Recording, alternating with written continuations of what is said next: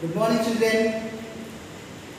Today, again I am coming to teach you a very interesting chapter, The Portrait of a Wedding. This story, this chapter is a part and parcel of an autobiography.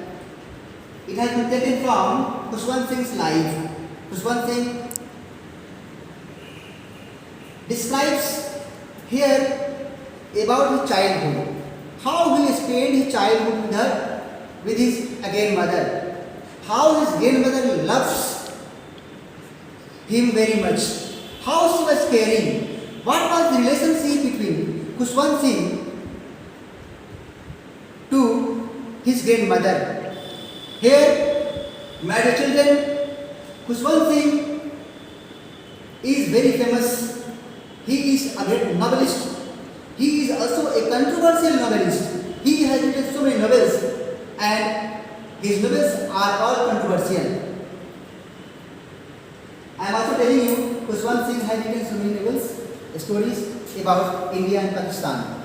It is the relationship between India and Pakistan. Just I am telling you, portrait, वर्णन,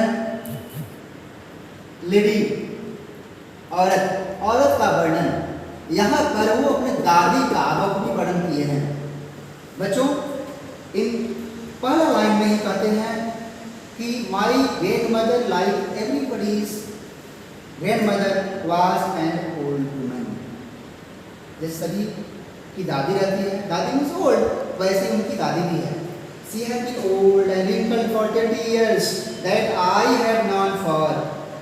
वो बहुत बुरी है और वैसे ही लगभग 20 वर्ष के पहले से भी देख रहे हैं. खुशवंत सिंह वर्णन करते हैं कि वो इतनी बुरी है कि 20 वर्षों से उसको वैसे ही देख रहे हैं. यहाँ तक विपुल लोग भी कहते हैं कि उनका भी कोई हस्बैंड था, उनके बाल बच्चे भी थे, लेकिन ये मानने लायक नहीं है. यहाँ she often told us of the games she used to play as a child. That seemed quite absurd and undignified for her part, and we treated it like the fables of the prophets she used to tell us. वो यानी दादी अपने बचपन के खेलों के बारे में, कहानियों के बारे में वर्णन करती है, बताती है, लेकिन खुशवंत सिंह का कहना है कि हमको एकदम बिल्कुल बकवास लगता है, उनको विश्वास नहीं होता है. क्यों? क्योंकि उनको ये गले नहीं निकला जा रहा है कि वो कभी जवान होगी, बचपन में होगी. यानी वो बहुत दिन से वैसे ही बुढ़ी ही देखती है. तो वो बताते हैं कि she was fat, she was slightly bent, वो मोटी है और झुकी हुई है.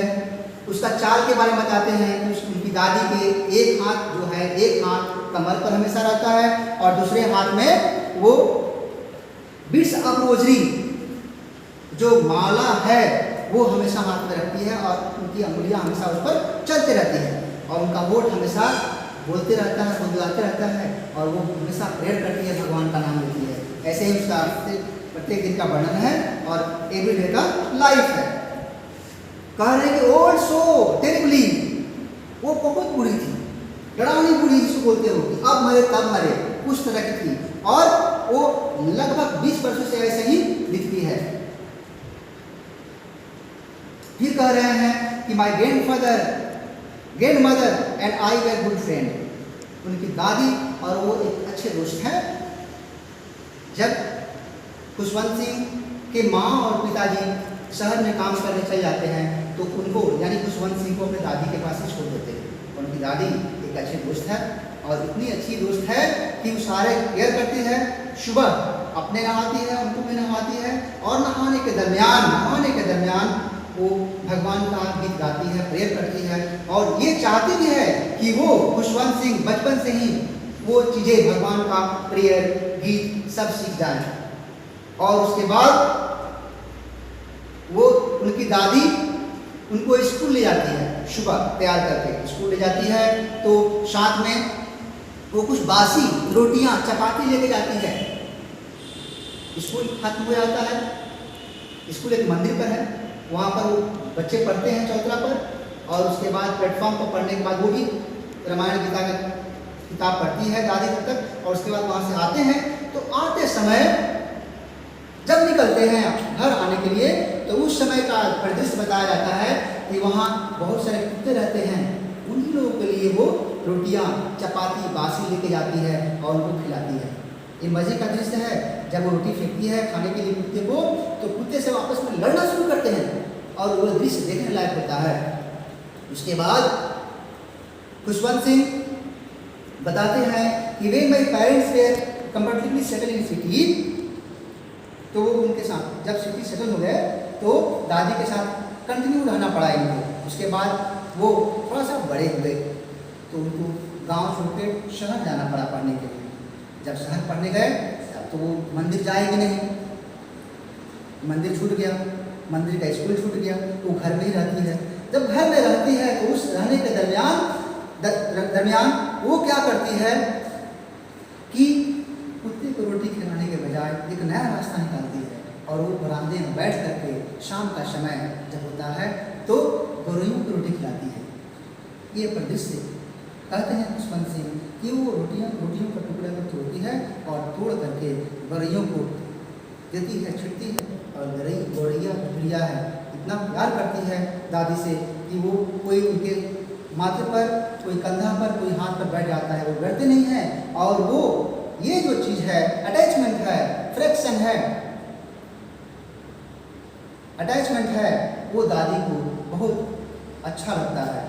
उसके बावजूद अब क्या होता है कि कुछ दिन के बाद जब वो बड़े होते हैं तो उनको ये शहर छोड़ के भी आगरोड जाना पड़ता है। जब आगरोड जाने की बात आती है, कहते हैं कि when I decided to go abroad for further studies, I was sure my grandmother would be upset. जब शहर छोड़ के उनको विदेश जाने की बात आती है पढ़ने के लिए, तो उनको लगता है कि दादी बहुत दुखी होगी। दादी भी छोड़ने जाती है स्टेशन पर, रेलवे प्लेटफॉर्म पर जाती है, लेकिन थोड़ा भी वो दुख और इमोशन प्रकट नहीं करती है। अंत में जाते समय वो गले मिलती है, माथे पे किस करती है और वापस चले जाती है। ये टर्निंग पॉइंट है खुशवंत सिंह और उनके दादी के बीच। जब वो 5 बरस बाद कहते हैं कि bat it was not so, after 5 years I came back home and was met by her that at the station she did not look a day older. जब 5 बरस बाद स्टेशन पर आते हैं तो दादी से मुलाकात होता है और उनको वो महसूस होता है कि वो एक दिन भी बूढ़ी नहीं है, जितनी बूढ़ी थी वैसे ही तो वैसे ही दिखती है। बहुत खुश है। जब घर जाते हैं तो एक नया परिदृश्य देखने को मिलता है। पहले के ज़माने में जब युद्ध जीत कर कोई घर का युवराज वॉरियर घर आता है तो ये खुशी का माहौल होता है। उसी खुशी के माहौल के अनुसार दादी भी मोहल्ला के औरतों को बुलाती है और शाम को गीत गान होता है। गीत गान होता है और उसमें खुद वो ढोलक बजाती है, गीत चलता है, खूब घंटों ढोलक बजाती है। अब क्या होता है कि घंटों ढोलक बजाने का परिणाम ये होता है कि अगले दिन वो बूढ़ी होती है, अगले दिन वो बीमार हो जाती है। यहाँ दिया जाता है कि वो the next morning she was taken in, अगले दिन वो बीमार हो जाती है। डॉक्टर आता है, बताता है कि उसको माइल्ड फीवर है और ठीक हो जाएगा, लेकिन होता क्या है इसके ठीक विपरीत। दादी कहती है कि अब she told us that she her and was near, उसका अब अंत आ गया है, अब वो जाने को है। वो कहती है लोगों को विश्वास नहीं आता है, अब उसका पूरा चैप्टर है, उसका चैप्टर अब खत्म होने को है। और वैसे ही कैसे आदमी मरता है वो देखने को मिलता है। खुशवंत सिंह बहुत अच्छा ढंग से इसको वर्णन कर किए हैं।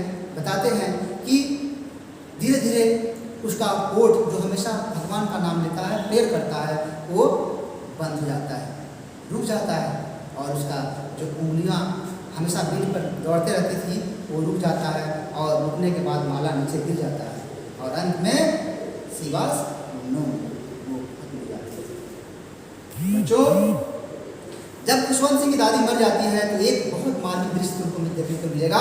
यहाँ पर उसको कस्टम के अनुसार कस्टमरी कहता है कि उनको बेड से उतार करके नीचे रखा जाता है और नीचे सैया बना के उसको उनको रखा जाता है। डेड बॉडी को सुबह से शाम तक सारी व्यवस्थाएं क्रीमेटरी का किया जा रहा है, सब लोग लगे हुए हैं। जब शाम होता है तो डेड बॉडी उठाने के पहले का दृश्य देखो, जो पूरे मोहल्ले की चिड़िया गौरैया थी जो रोज आया करती थी, आज भी पहुंच गई। हजारों की संख्या में गौरैया वहाँ पहुंच जाती हैं और डेड बॉडी के चारों तरफ घूमने लगती है।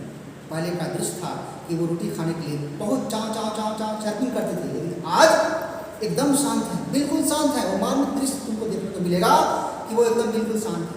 आज उनको दिख गया, उन लोगों को महसूस हो गया, आभास हो गया कि उनका मालिक, उनका साथी अब नहीं रहा।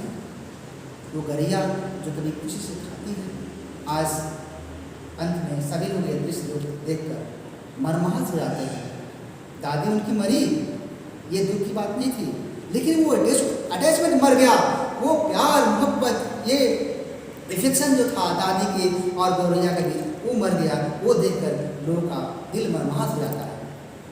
खुशवंत सिंह की माँ की रोटी लाती है, रोटी का टुकड़ा फेंकती है, लेकिन वो गौरैया एक भी छूती नहीं है। अंत में वो जैसे ही डेड बॉडी बाहर निकला जाता है, वो तो चले जाते हैं।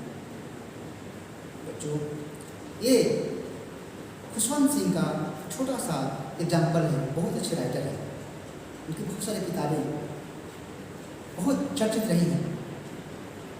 ये दर्शाता है, यह किताब, ये चैप्टर यह दर्शाता है कि मनुष्य का संबंध जानवरों से कैसे है, मनुष्य का संबंध चिड़ियों से कैसे है, जानवर और संबंध, जानवर और चिड़ियों का संबंध, जानवर और मनुष्यों का संबंध एक अछूत होता है, जो कभी मिलता नहीं है, वो कभी अलग नहीं होता है। यही परिदृश्य तुमको इस चित्र में मिलता है। तो इस तरह से खुशवंत सिंह है और उनका लिखावट है। धन्यवाद।